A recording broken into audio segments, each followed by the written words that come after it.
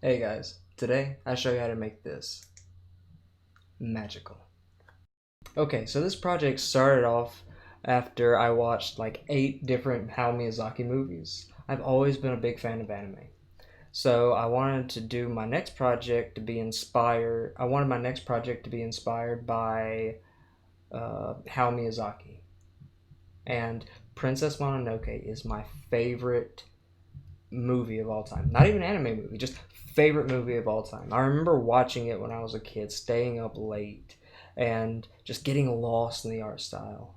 I mean, it really impacted me, which says a lot because I'm an engineer. I'm not an artist, but I love art.